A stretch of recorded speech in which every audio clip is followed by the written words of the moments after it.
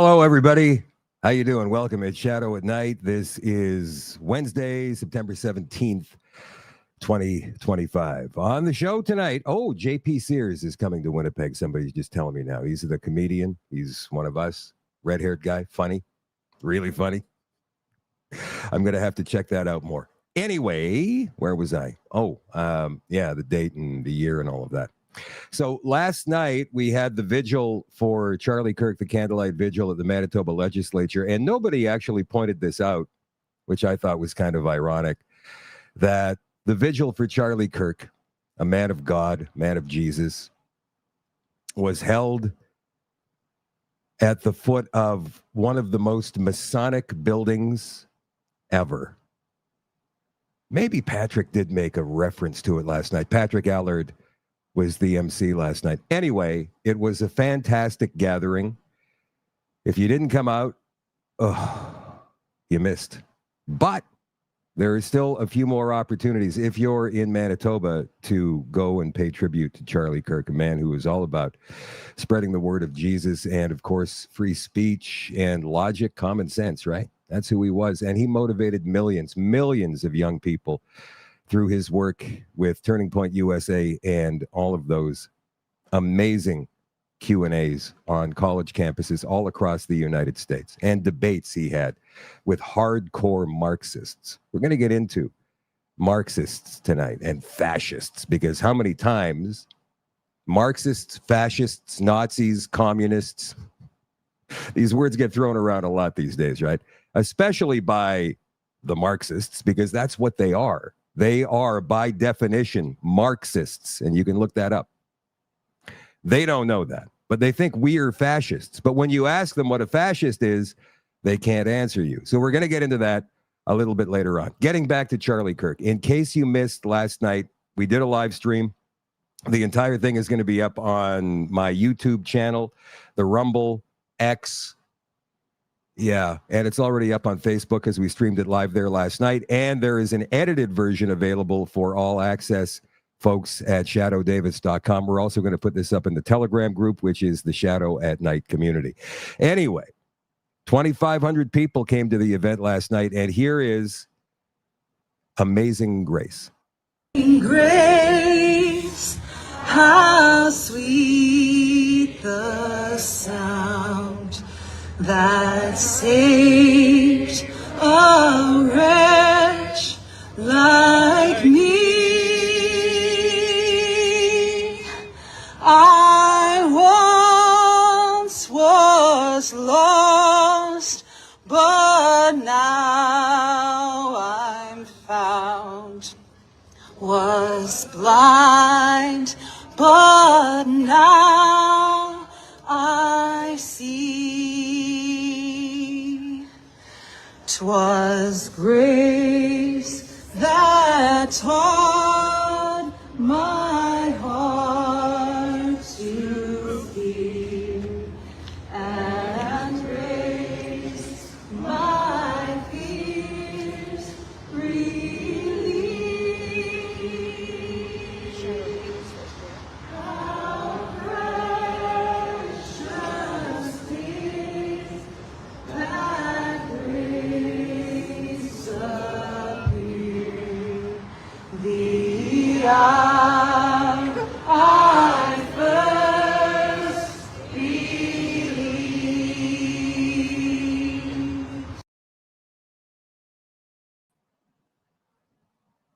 Why am I so small? Let me fix that here.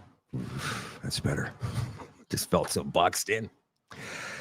2,500 last night. Now, some people are saying, no, like the Marxists who were all over my Instagram today, because I posted that, what you just saw on Instagram today. And if you're not following me there, please go ahead. Shadow Davis. It's very simple. At Shadow Davis on Instagram. They were saying, no, there was dozens of people there. What are you talking about? And they were all over it. And they were saying, wow, so many villages without idiots and all of these old hackneyed lines. You know what? That shows me that they are terrified. So Charlie Kirk's death, as tragic as it is, has inspired millions to stand up, shed their fear, their cowardice, and start speaking out. And that fills my heart so much, I can't even begin to describe it. And to meet so many amazing people last night, you know, and there were people there, maybe agnostic, maybe they believe in God and Jesus to a point, not truly religious, not truly devout, haven't given over everything to Jesus yet. And that's okay. That's all right. Nobody gets out alive. We're all going to get judged one day. But they were there. They were there for their own reasons. They were peaceful. They were loving. They enjoyed the community. They enjoyed the spirit. There was no yelling. There was no name calling. There was no cursing, screaming. There was none of that.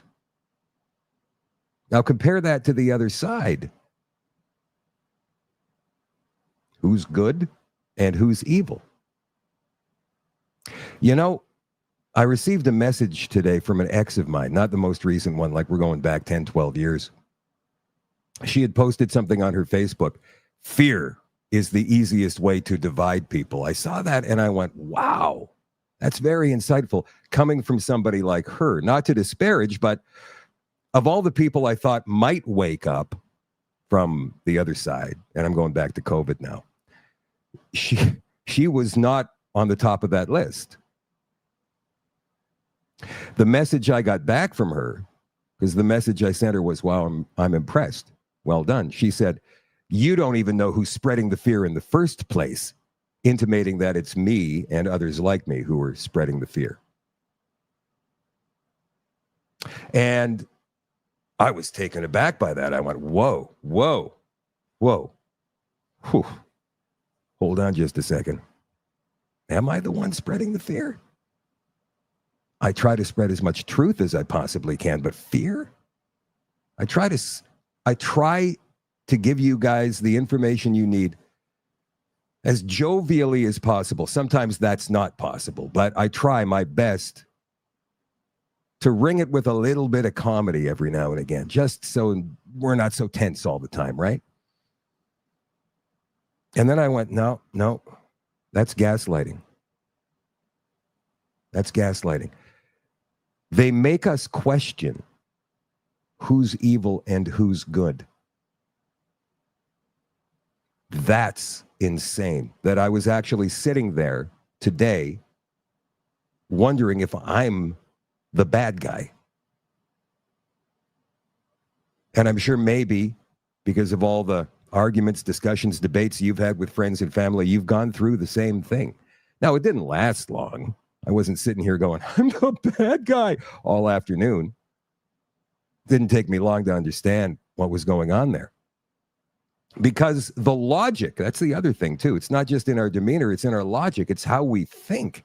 If you think that a man can be a woman and a woman can be a man, then how can you have a discussion with anybody like that? A civil discussion, a civil debate with anybody like that. Andrew Tate was talking about that on a podcast earlier this week. Watch. I'll read a tweet that he said. He said, assassination culture is spreading on the left. 48% of liberals say it would be at least somewhat justified to murder Elon Musk. 55% said the same about Donald Trump. In California, activists are naming ballot measures after Luigi Mangione. The left is being whipped into a violent frenzy. I worry about labeling this left versus right. And there's one of your tweets, I'm sure you were emotional when you posted it. You said just civil war. That's what you said. I said civil war is coming. Because the only prerequisite to war, the only way to avoid war is a degree of negotiation or discourse, which is why I asked you the very well-constructed question just a second ago. How do we have discourse with people that we can't politely speak to and we can't disagree with, and we have to completely capitulate to their false worldview? Otherwise, we deserve a bullet in the neck. Explain to me how discourse can solve this. This is me genuinely asking you a question. I don't know. Ben Shapiro canceled all his appearances. So civil war is going to be the end result. I'm not calling for violence. What I'm making very clear is that there is no alternative if these people will not sit down and have a conversation. You know, America's in a very difficult predicament. I understand the free speech. I understand we want to live in a democracy and freedom. I understand these things. But if we're going to allow social media platforms to celebrate people's deaths the way that Charlie's death is currently being celebrated, the country is going to disappear within 5 years. So if I was president, normally I have all the answers. But now, for once, I'm stumped. What would I even do as president? Can I lock all these people up? Probably not. Can I round them all up? No. Am I just going to let them celebrate and laugh? Am I going to let every single person who says something controversial be threatened with death? Am I going to allow every single time Andrew Tate or Nick Fuentes or you or Elon or anyone makes a post that these people don't agree with for them to start writing underneath it, Charlie Kirk, LOL, coming next, and radicalizing more and more people to believe that we deserve to die? Let me ask you a question. I have daughters. I think that human traffickers should be killed. I'm sure you think the same. The media called me a human trafficker for 4 years and I've never been convicted. There are people who believe I deserve to die. I've never been convicted of a crime. And I'm innocent. I didn't do anything. That's why this man came here with a knife to kill me. Do you understand what I'm saying to you? How can I have political discourse with these people? How can I explain to them this was a hit job on me and my reputation? How can I talk to them if they don't believe that a man who puts on a wig isn't actually truly a woman? How do I talk to somebody who doesn't believe in gravity?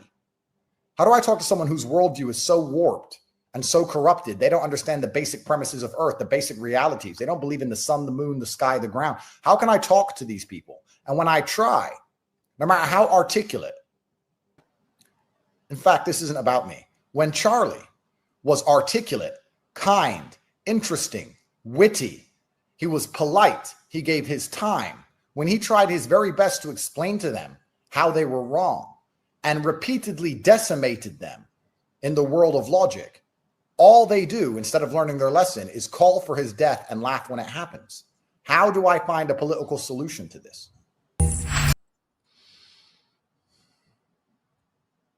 It's a very good question. Yet there's some people who are still willing to sit down and have discourse, but it takes two to tango. And if all they want to do is yell and scream and call us fascists and Nazis, then what are we to do? It's a tough one.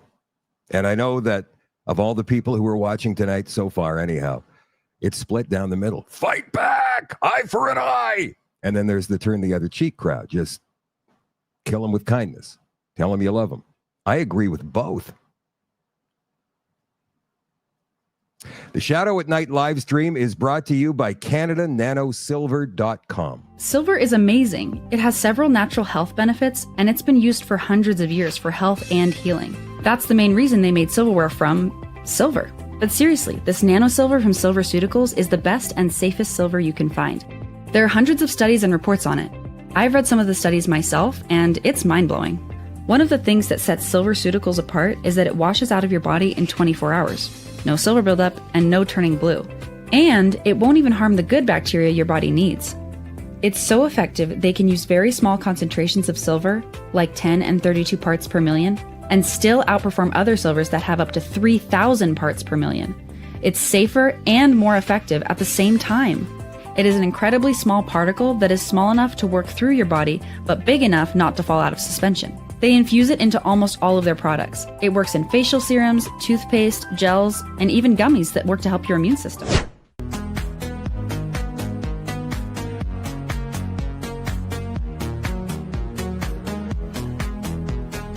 CanadaNanoSilver.com 204-808-9292. CanadaNanoSilver.com. All right. I didn't do my hellos tonight. I'm going to do them now. Hello, Patty, watching in Haddishville. For those of you who missed the Charlie Kirk candlelight vigil last night in Winnipeg, if you're in the Manitoba area, I think we've got one coming up in La Broquerie. I'm sorry, it's La Broquerie. So it's going to be Saturday, 7:30 at Friedensfeld Honey Farm in La Broquerie.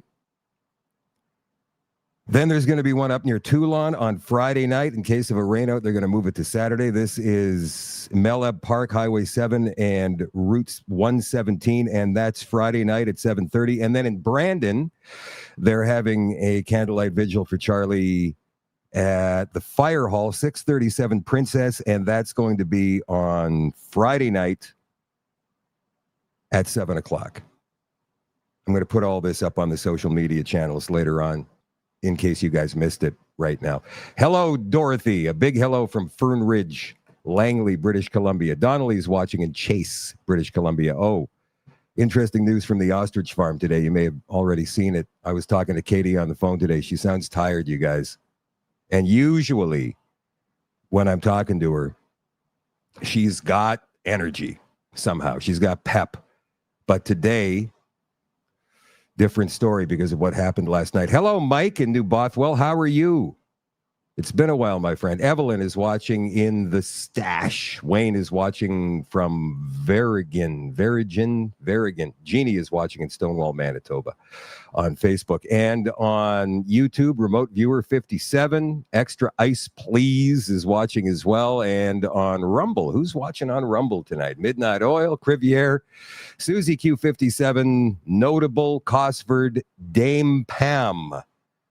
Patricia 0711. The usual gang is there. Don't forget to like and share, you guys. Get this out to as many people as possible. I know I say that every night. It almost sounds like, well, he's just going to say like and share, get it over with. But I mean it. Get it out there to as many people as you possibly can. How did they get to us? How did they get to our society? How did kids become like this? Radicalized Marxists. I know you guys are going to say, Shadow, you played that so many times. But I think it's worth playing again for all the new people who are just discovering what the hell's going on. Welcome. It's good to have you. Welcome to the logical side of things. Yuri Bezmenov, former KGB spy. He lived in Canada, actually, during the 70s when he defected from the USSR, the then Soviet Union. And he became an author. He started writing books on the way life was behind the Iron Curtain. And here he is in 1984 talking about ideological subversion. This is 5 minutes long. And again, I want you to remember that this was in 1984. Ideological subversion is the slow process which we call either ideological subversion or active measures, активные мероприятия in the language of the KGB, or psychological warfare. What it basically means is to change the perception of reality of every American to such an extent that despite of the abundance of information, no one is able to come to sensible conclusions in the interests of defending themselves, their families, their community, and their country. It's a great brainwashing process which goes very slow, and it's divided in four basic stages. The first one being demoralization. It takes from 15 to 20 years to demoralize a nation. Why that many years? Because this is the minimum number of years which requires to educate one generation of students in the country of your enemy, exposed to the ideology of the enemy. In other words, Marxism-Leninism ideology is being pumped into the soft heads of at least 3 generations of American students without being challenged or counterbalanced by the basic values of Americanism, American patriotism. The demoralization process in the United States is basically completed already. For the last 25 years, actually it's overfulfilled because demoralization now reaches such areas where previously not even Comrade Andropov and all his experts would even dream of such a tremendous success. Most of it is done by Americans to Americans, thanks to lack of moral standards. As I mentioned before, exposure to true information does not matter anymore. A person who was demoralized is unable to assess true information. The facts tell nothing to him. Even if I shower him with information, with authentic proof, with documents, with pictures, even if I take him by force to the Soviet Union and show him concentration camp, he will refuse to believe it until he is going to receive a kick in his fat bottom. When a military boot crashes his balls, then he will understand, but not before that. That's the tragic of the situation of demoralization. The next stage is destabilization. This time, subverter does not care about your ideas and the patterns of your consumption. Whether you eat junk food and get fat and flabby, doesn't matter anymore. This time, and it takes only from 2 to 5 years to destabilize a nation, what matters is essentials: economy, foreign relations, defense systems. And you can see it quite clearly that in some areas, in such sensitive areas as defense and economy, the influence of Marxist-Leninist ideas in the United States is absolutely fantastic. I could never believe it 14 years ago when I landed in this part of the world that the process will go that fast. The next stage, of course, is crisis. It may take only up to 6 weeks to bring a country to the verge of crisis. You can see it in Central America now. And after crisis, with a violent change of power, structure, and economy, you have so-called the period of normalization. It may last indefinitely. Normalization is a cynical expression borrowed from Soviet propaganda. When the Soviet tanks moved into Czechoslovakia in '68, Comrade Brezhnev said, "Now the situation in brotherly Czechoslovakia is normalized." This is what will happen in the United States if you allow all these schmucks to bring the country to crisis, to promise people all kind of goodies and the paradise on earth, to destabilize your economy, to eliminate the principle of free market competition, and to put a big brother government in Washington, D.C., with benevolent dictators like Walter Mondale, who will promise lots of things, never mind whether the promises are fulfillable or not. Your leftists in United States, all these professors and all these beautiful civil rights defenders, they are instrumental in the process of the subversion only to destabilize the nation. When their job is completed, they are not needed anymore. They know too much. Some of them, when they get disillusioned, when they see that Marxist-Leninists come to power, obviously they get offended. They think that they will come to power. That will never happen, of course. They will be lined up against the wall and shot. But they may turn into the most bitter enemies of Marxist-Leninists when they come to power. And that's what happened in Nicaragua. You remember most of these former Marxist-Leninists were either put to prison or one of them split, and now he's working against Sandinistas. It happened in Grenada when Maurice Bishop was already a Marxist. He was executed by a new Marxist who was more Marxist than this Marxist. Same happened in Afghanistan when first there was Taraki, he was killed by Amin, then Amin was killed by Babrak Karmal with the help of KGB. Same happened in Bangladesh when Mujibur Rahman, very pro-Soviet leftist, was assassinated by his own Marxist-Leninist military comrades. It's the same pattern everywhere. The time bomb is ticking. So it's nice to know that the Marxists will eventually eat themselves. But first they have to take care of us.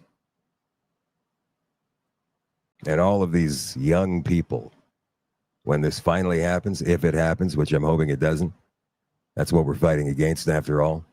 All of these young people, if it does come to pass, who are going to be lined up against the wall, and they haven't got a clue because they're a new generation. And to them, history, actual history, is just a movie. It's not real. And let's be honest, I mean, things that happened before we were born, if you can go back that far, don't seem real because we weren't here for them. So you hear about World War II, but you never lived it, you never experienced it. And the closest we can get to it is a movie, right? And that's what these kids, the kids today, are like when it comes to things like 9/11 or anything of major consequence that happened in the 1990s, for that matter, or the early 2000s. They don't know it because they weren't here for it. And that's how history repeats itself, especially when you've got a government that wants to erase history in the first place. You guys know who Y.T. Dimani is?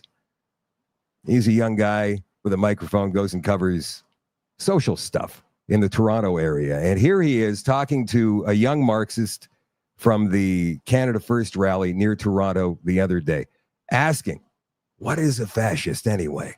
very, very deep-rooted system of like white supremacy and racism. It's like founded off genocide, right? So that's... Do you think that they're fascist? Oh yeah. And if you don't mind me asking, what is a fascist? A fascist? Oh my God, my brain just blanked. I'm like, I don't have the right word for it. Okay, it's fine. I just want to know because I'm young. I just want to be educated. Of course. I want to be educated.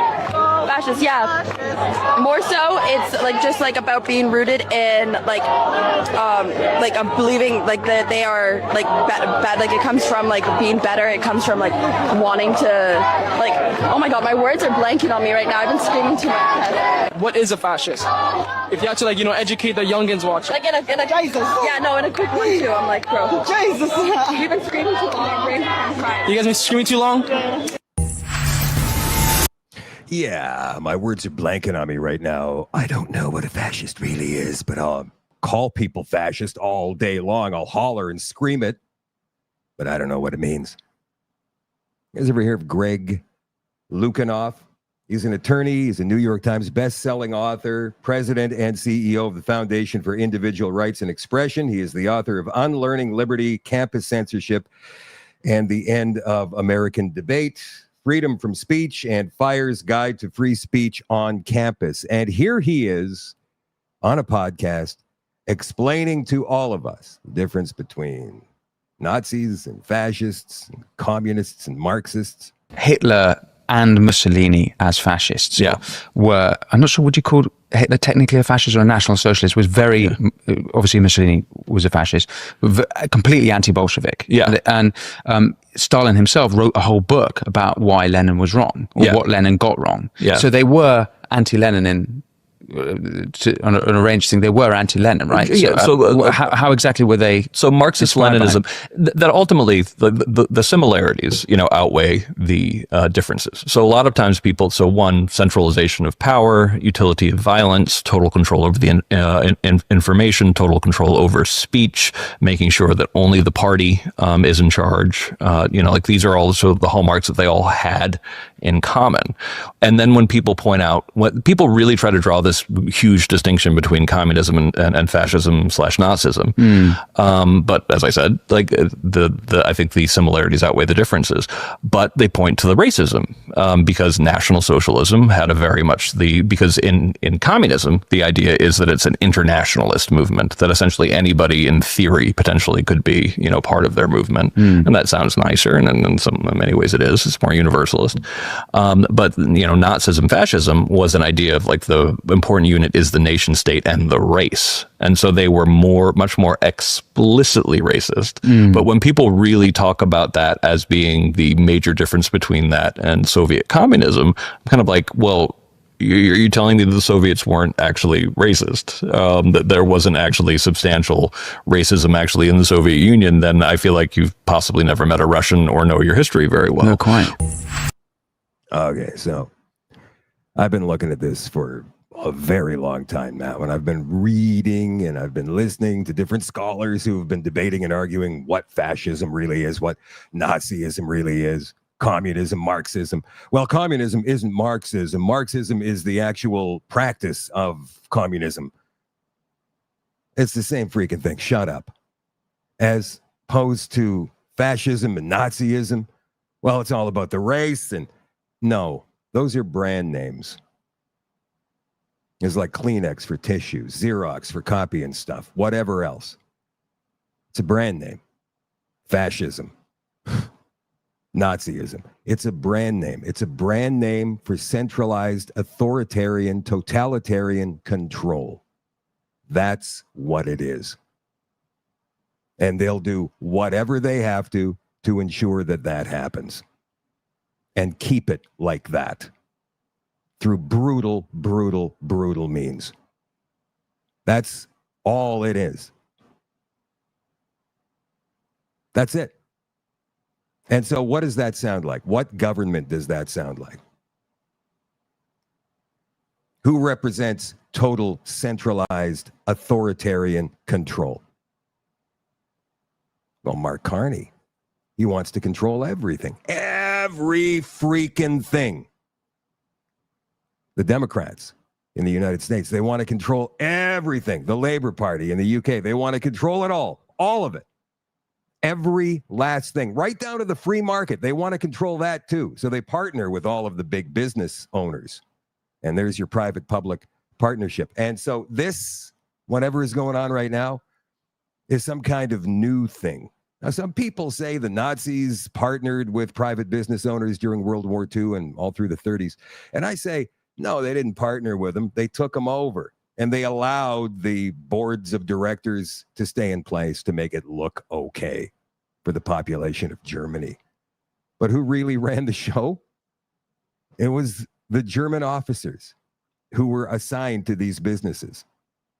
That's what it was. That's all it was. So now they're going to have this new thing if they are actually able to impose it on us. And we don't know what the hell it's going to be called. We can say it's communist. We can say it's Marxist. We can say it's fascist. We can say it's Nazi. We can say whatever. We can say it's the Fourth Reich. Whatever people have been saying. Ultimately, we don't have a name for it yet. Maybe technocracy, but that's a description. That is an actual valid thing. And it's not quite a technocracy either. But I can tell you who will come up with a name for it when it's finally over with, however long from now. The history writers. They'll come up with a name for it, and it's going to stick. Just like Nazi, fascist, Marxist does today. That's what that is. That's all that is. Okay, so this was posted on the Universal Ostrich Farm site today on Facebook, I think. At 9:10 last night, Katie told me on the phone today, the farm was visited. Now it's pitch black at 9:10 Pacific time in the farm because they're in this valley, mountains all around them. So completely dark, but they've got cameras operating. And at that time last night, they were buzzed by a couple of helicopters. So I want you guys to watch this. It's going to be difficult to see, but what you're going to see, and I'll stop it along the way, is a light appear in the upper right-hand corner of your screen. That will be a helicopter. And she said they were very silent. You could only hear them when they were actually right over top of the ostrich pens at about 100 feet, she said. But again, it was very dark, difficult to see. And they were shining very bright lights over the farm and the ostrich area. So here you go, watch.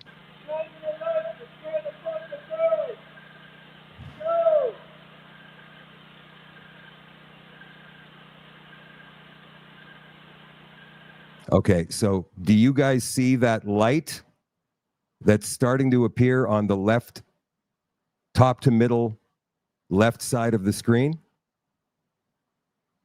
Okay, that is a helicopter making an approach from the north to the farm. Let's go. It's going to get brighter and brighter.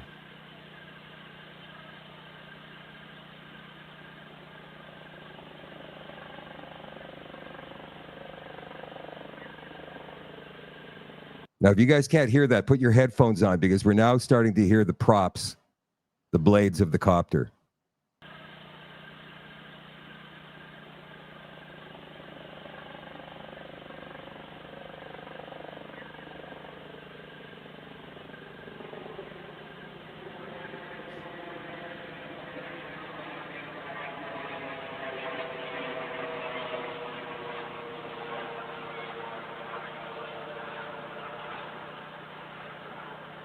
So that's copter number one. Now, at this stage, some folks at the farm got onto the 4x4s. They got into their trucks and they started shining lights everywhere. So as the cameras could pick up the shadows of the choppers that were passing by. So keep your eye on the trees there. And by the way, this corner here is the corner that junctions the road into the farm and the road out to the highway. So this is where people, if they're visiting the farm, this is where they come in.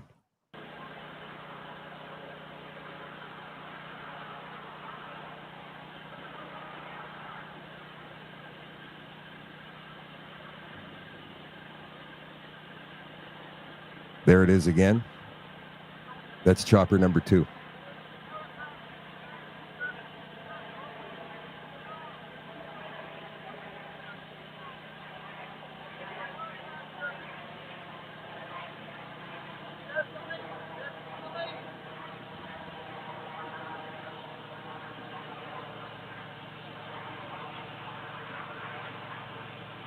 Now you can see that, right? Right there, that's the shadow of a chopper above, passing through the lights.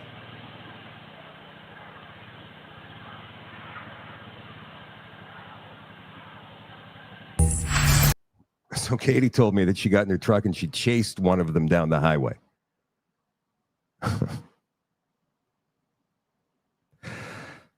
Couldn't track down where they came from. She was checking today. She's got people working on where they may have been coming from.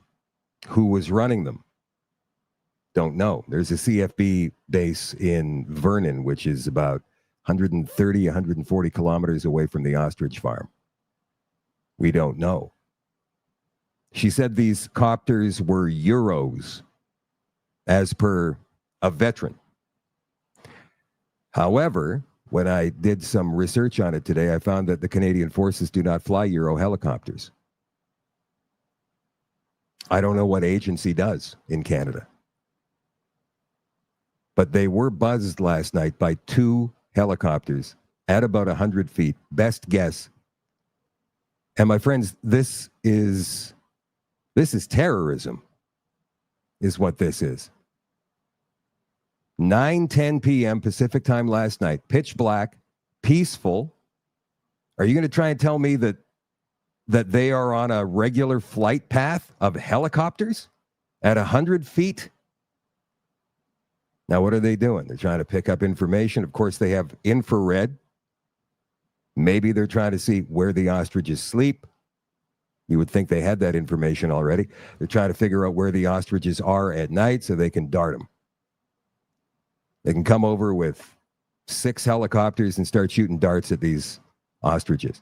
Remember, CFIA does not have to tell the farmers, the family, when they're coming. They can just do whatever they want to do. They don't have to come in by wheel. So maybe this is the way they're going to try and do it. They're going to try and dart 400 ostriches from 6 choppers. And now that they know where these ostriches sleep, and Katie says they're pretty predictable animals in terms of where they go to sleep at night. They actually lay down and they sleep. It should be easier for the CFIA to pick them off. Now, you might be thinking, Shadow, don't give them any ideas. Guys, this is us figuring out their plan. This is their plan. It's not like they haven't thought of it yet.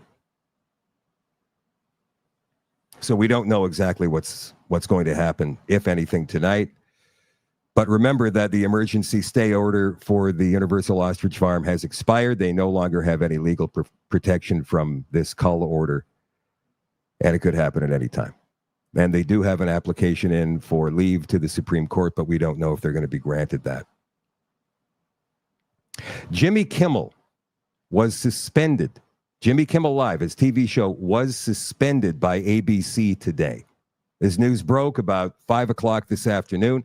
From The Hollywood Reporter, the network's decision comes after affiliate group Nexstar said it would pull the late night show, and after the chairman of the FCC suggested he might take action against ABC. Whoa, that's big, because if ABC loses their license, they can't broadcast anything. So Jimmy Kimmel Live preempted indefinitely. The network's action came just after Nexstar said they were going to stop showing Kimmel on their 28 ABC affiliates. They will preempt the series for the immediate future. A source said that ABC had also heard from at least one other station group about the show, suggesting that an affiliate revolt may have played a role in the decision. Wow. This move follows Federal Communications Director Chair Brendan Carr threatening to take action against ABC affiliates in the wake of Kimmel suggesting Kirk's shooting suspect was a MAGA Republican during his Tuesday monologue. Do you want to see it? I'm going to get a copyright slap for this, but I don't care. Here it is. We hit some new lows over the weekend with the MAGA gang desperately trying to characterize this kid who murdered Charlie Kirk as anything other than one of them, and doing everything they can to score political points from it. In between the finger pointing, there was grieving. On Friday, the White House flew the flags at half staff, which got some criticism. But on a human level, you can see how hard the president is taking this. My condolences on the loss of your friend Charlie Kirk. May I ask, sir, personally, how are you holding up over the last day and a half, sir? I think very good. And by the way, right there, you see all the trucks?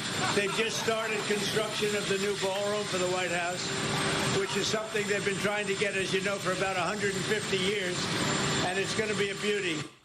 Yes. He's at the fourth stage of grief, construction. Demolition, construction. This is not how an adult grieves the murder of someone he called a friend. This is how a 4-year-old mourns a goldfish, okay? Personally, I didn't think it was that bad, but bad enough for his show to be suspended indefinitely for the immediate future. So first, the geek with glasses. What's his name again? Colbert, Stephen Colbert. He's gone. And now Jimmy Kimmel, leaving only, what's his name? Jimmy Fallon on The Tonight Show. And he's never going to say anything offside. Not ever. So, good news? You see, we're walking a tightrope on the free speech thing, aren't we? Guys, I'm sorry to do this to you, but I have to give you your daily dose of the House of Commons. Now, it used to be somewhat entertaining with Pierre Poilievre and Justin Trudeau going at it because Poilievre was able to goad Trudeau into some horrendous meltdowns, right? And he'd say something so stupid. But Mark Carney is more of a folksy bumbler. So here is today's not-so-fiery exchange between Poilievre and Carney. Surely, if he was such an expert, he would know the size of his own deficit. It's now halfway through the fiscal year. 6 months have gone by, and he has announced $40 billion of additional spending. Deficits drive up inflation, grocery prices, housing costs, and interest rates. They drive out investment from our country and uncertainty that destabilizes our economy. That's why every other prime minister in Canadian history has announced the deficit at the beginning of the fiscal year. We're 6 months in. Does he even know the size of his own deficit? The Right Honourable Prime Minister. Mr. Speaker, I know many things.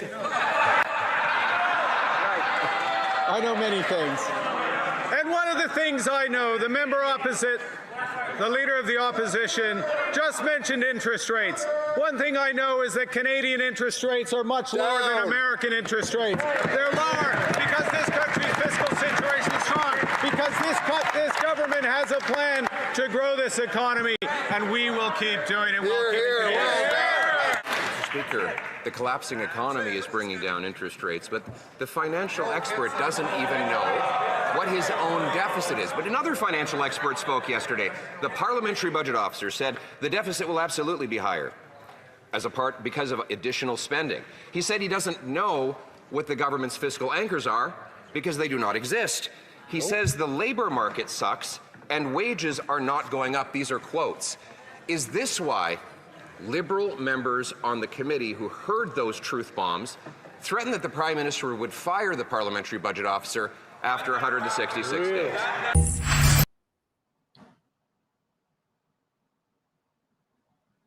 Like, really? That's the best you can do? It's not even entertaining anymore. And they're talking about what? A deficit? Nobody seems to care. About a $62 billion deficit run up by the Liberal government, whether it's Trudeau or Carney, it doesn't matter. People don't care as long as they're doing good. As long as they've got money, as long as they've still got their stuff, they don't care. And yet 20 years ago, they cared about a $16 glass of orange juice, enough to make a Conservative MP resign over it. Times certainly have changed, haven't they? Bank of Canada delivers first interest rate cut since March. That's because we are in recession, and they're doing whatever they can do to try and stimulate us to spend money. So it was reduced by 25 basis points, went from 2.75% to 2.5%. Nothing that will affect us whatsoever. Juno News reports on Taxpayers spending on asylum seeker healthcare skyrocketing by over, what? 1,100%. Asylum seeker healthcare has gone up by 11 times. Program includes pharmaceuticals, vision care, counseling, assistive devices, prosthetics, home care, nursing homes, physiotherapy, and occupational speech therapy.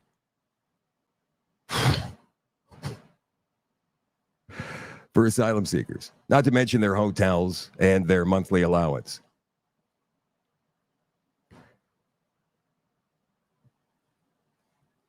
Journalist relieved from duties at Radio Canada after Jewish group calls out anti-Semitic comments.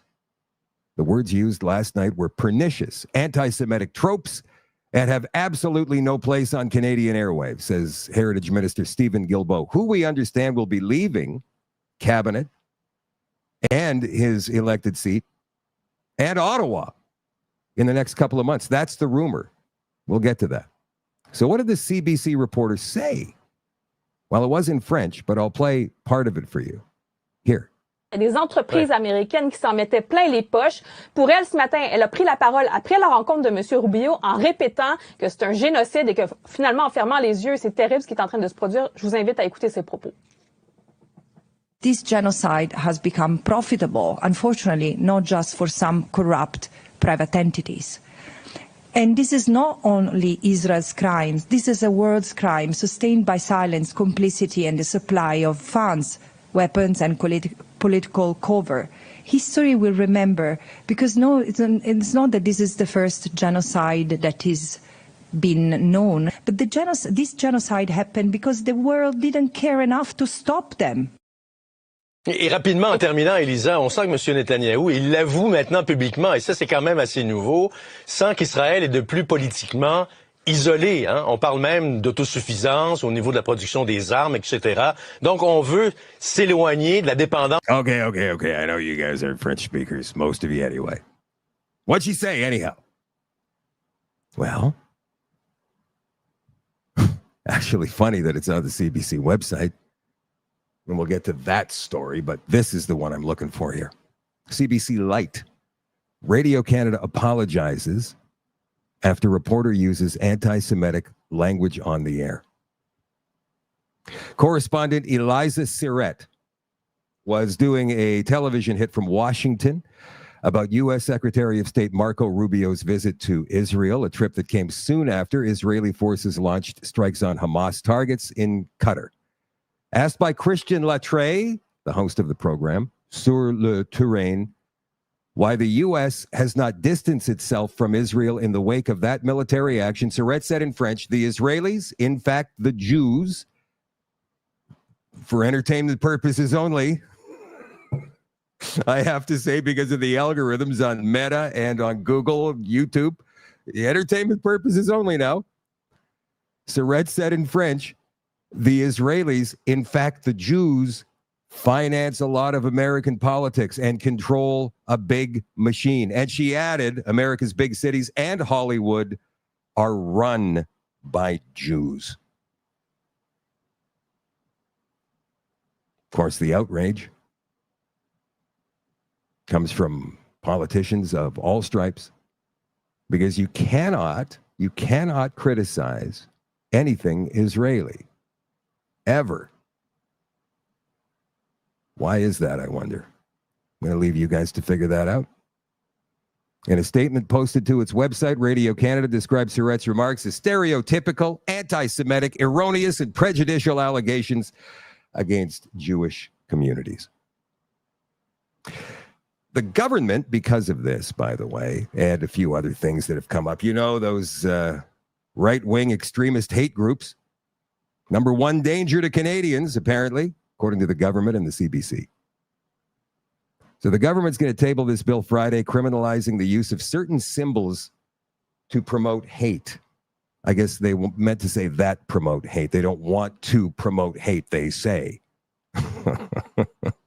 Or maybe it was true. Maybe they actually finally printed a true headline for once on the CBC.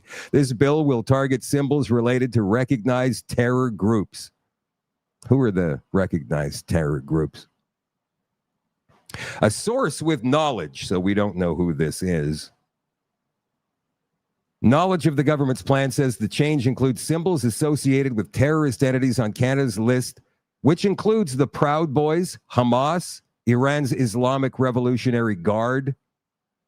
If passed, it would, for example, make it a crime for someone to promote hatred against Jewish people using Hamas flags or swastika signs outside a synagogue. When's the last time you saw a swastika outside of a plant? And by that, I mean a government plant, like a black swan kind of a thing. When's the last time you saw swastika being waved anywhere in Canada by anybody?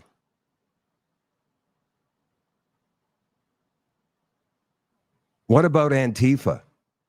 Why doesn't the government recognize Antifa? We're going to get to that. Antifa is a terrorist organization. Well, no, they say it's an idea. Antifa's an idea. Okay, what about the Black Bloc then? That's a terrorist organization. The Canadian Anti-Hate Network promotes it. That's what Wright, Blend, and Dacey were out asking MPs the other morning outside of the House of Commons in Ottawa. They were saying, hey, what do you think about the Canadian Anti-Hate Network being funded by the government? Which it is.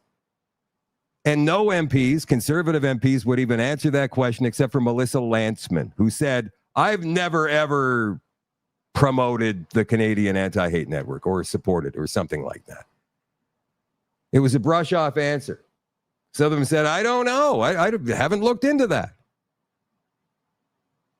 Build Canada Now, Canadian Natural website. Open letter to the Prime Minister of Canada. This has been signed by 96 and counting CEOs in this country. Dear Prime Minister Carney, 6 months have passed since the first Build Canada Now letter was sent to you and the leaders of Canada's other political parties outlining an action plan to unlock Canada's world-class oil and natural gas resources to strengthen Canada's economic sovereignty, resilience, and prosperity. After the election, we followed up with a second letter expressing our support for our shared vision of Canada becoming an energy superpower, one that harnesses both conventional and clean energy sources.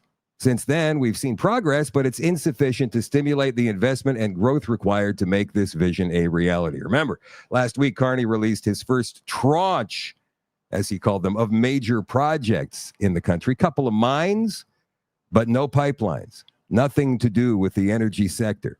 So they've got a plan right here. This is a plan. These CEOs who control billions and billions of dollars, they got a plan for Carney to follow. All you got to do is follow it. And they also mention in the letter, you, with your experience as a businessman and a banker, should know what to do. But if you don't, here's a plan for you. Look at the signatories. Terry Anderson, President and CEO of ARC Resources. Brandon Anderson, President and CEO of North River Midstream. Doug Bartol, President, CEO, In-Play Oil Corp. Michael Binion, President, CEO, Questair Energy Corporation. Goes on and on and on and on and on and on. Now, the average Marxist, neo-Marxist might say, how come it's all single white men, not single white men? Cis. My apologies. Cis white men. Look at them all. I don't see one woman on that list. Anyway, 96 of them have signed this letter.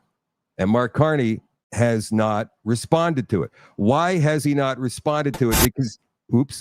Because he wants to crush them. He wants to crush them all. Here's a video of an interview he did when he was the governor of the Bank of England. Companies that don't adapt, including companies in the financial system, will go bankrupt without question. But also, there will be great fortunes made along this path, aligned with what society wants. And so, provided that not just the objective is put in place, but some of the climate policies continue to be put in place, not by us, by others, we will have the financial system ready to amplify the effectiveness of those policies and move the country forward. And last thing, and I think it's sometimes undersold here, is that the UK is at the forefront, and the UK, by demonstrating that it can make these adjustments, will encourage others to come along with it.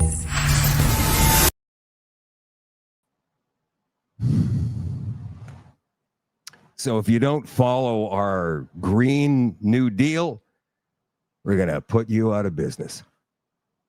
You will be roadkill, my friend. And these 96 CEOs obviously see it another way. What else have we got here for you? Getting close to the end of the show here already. Trending Politics reports on X. A rumor. It's only a rumor. Now, this is what some reporters in the Toronto and Ottawa bubble are hearing.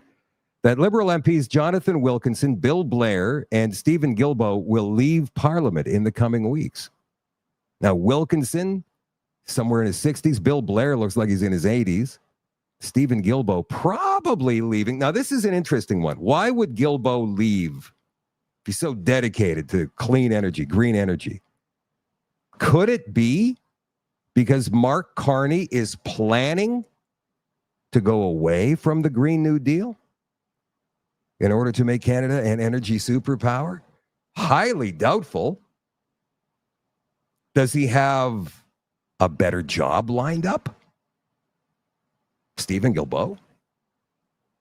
A convict? An eco-terrorist at one time? Interesting. So that would mean by-elections, but generally liberal strongholds. Now, this is interesting. We were talking about Antifa just a couple of minutes ago, and Sam Cooper of the Bureau.news on Substack was talking about just that. Why do they have this blind spot when it comes to Antifa? Well, it's not a blind spot at all. You know that. They know what Antifa is. I mean, if they don't, that would be shocking. But he says, documenting Ottawa's blind spot on Antifa and concerned around its funding of the anti-hate NGO. Lawyer and independent journalist. We got to get Karima on the show, and I've been negligent with that. We'll get her. Karima Saad, Greg Wycliffe coming up later on this week. We'll get him. Karima Saad details her investigations and her own alleged targeting by Antifa networks that use Discord. You know, that complicated app. I'm on it sometimes, but it's not exactly user-friendly. So it's on a podcast. You can go see it, by the way. It's there on the Bureau.news on Substack. So on the Bureau podcast, we speak with Karima Saad about her explosive claims that Discord, the same chat platform, we detailed this on the extension last week on shadowdavis.com, the same chat platform now under FBI scrutiny after the assassination of Charlie Kirk, is also being used inside Canada by Antifa-aligned networks to coordinate harassment campaigns and share dossiers on political targets and other targets, I'm sure. And now they're probably moving to independent podcasters after their success last week. Like, they look at it as a success. Saad describes Discord as a central hub where tiered servers give vetted insiders access to docs-style files that go far beyond what is publicly available. She argues some of this information must come from people in positions of trust, teachers, union members, bureaucrats, even political staffers who are feeding sensitive details into activist networks. Explosive, right? She also connects these practices to the Canadian Anti-Hate Network, a federally funded NGO that she says has assisted Antifa and shaped government focus in a way that overlooks the risks of left-wing extremism. Public records confirm Canadian Anti-Hate Network has received more than $900,000 from Ottawa since 2020. Saad contends this money is effectively underwriting political targeting in Canada. In the full conversation, she speaks about how she was targeted herself, police reluctance.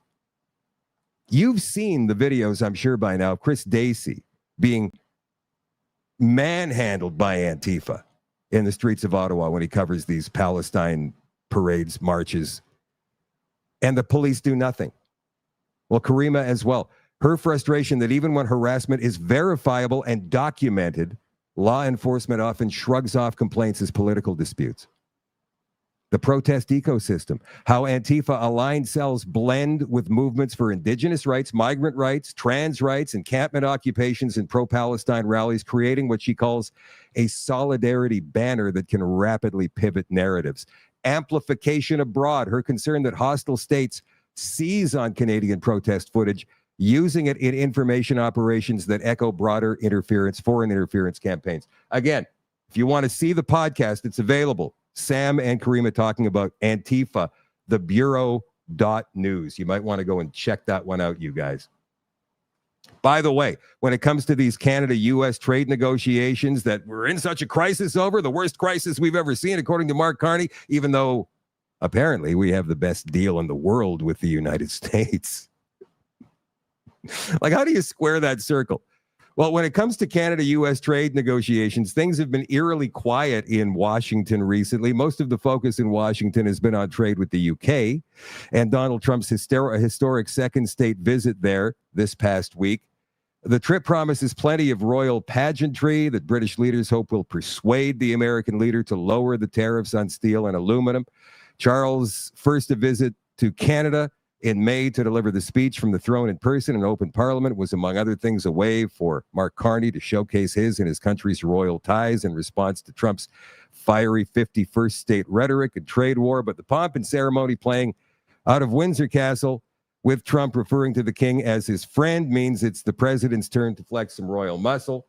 They are not talking about Canada.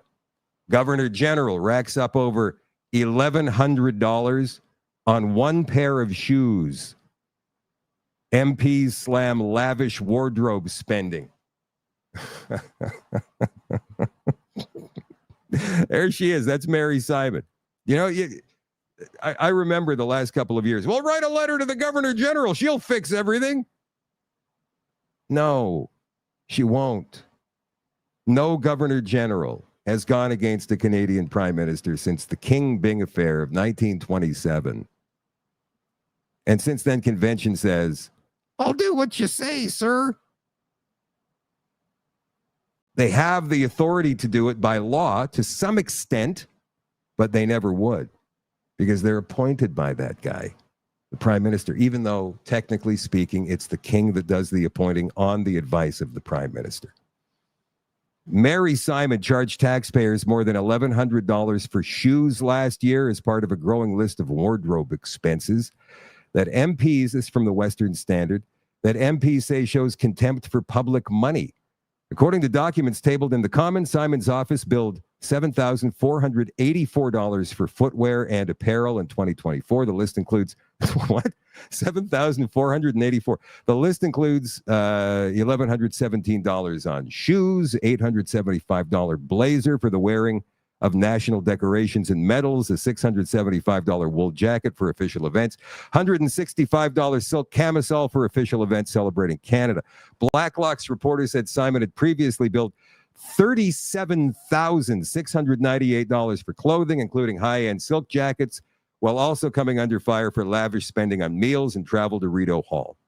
Members of the Commons Government Operations Committee have repeatedly called on Rideau Hall to show some restraint. Would you please not make it so obvious that you're screwing us? Even the left-wing corporate media will report on that. All right, that's it for tonight, you guys. I'm going to see you in the extension in just a couple of minutes, all you all-access Nighthawks. And we're going to do part 2 of the Jones-Carlson conversation that we started on Monday night. Didn't get to last night because I was on location doing the Charlie Kirk candlelight vigil at the Manitoba Legislature, which, by the way, the edited version of is up on the website for you all access, folks. shadowdavis.com, just like it's spelled down here, SHADOEDAVIS.com. What else? Oh, yes. The edited version will also be available on YouTube, on X, on Rumble as well tomorrow morning. But for now, the only people who can access it are the all access pass holders. The long version is available on Facebook. And it was quite a moving tribute to Charlie Kirk and to Jesus Christ last night at the Manitoba Legislature. All right, that's it. I love you guys. I appreciate you all. And I will catch you tomorrow night at 8 o'clock Central for another episode. Shadow Night Livestream, as always, is brought to you by CanadaNanoSilver.com. Today we're comparing Crest toothpaste to SilverSeuticals toothpaste. First, we're starting out with Crest. It's a classic, it's an original, it's what I've used most of my life. But that being said, it does have its problems. First off, the consistency is so weird and thick, and I get it's a paste, but it really doesn't spread that well. And I must also say that I'm not in love with the taste. I get toothpaste isn't supposed to taste good, but why shouldn't it? But that being said, it does get the job done. Next, we have SilverSeuticals. They have 3 flavors, but today we're going with Bubbleberry. And already it smells so good. So I'm excited to see what this tastes like. The consistency is also a lot smoother, and I must say it spreads way nicer in your mouth. This literally tastes like fruit bubblegum. Yeah, this toothpaste was pretty good.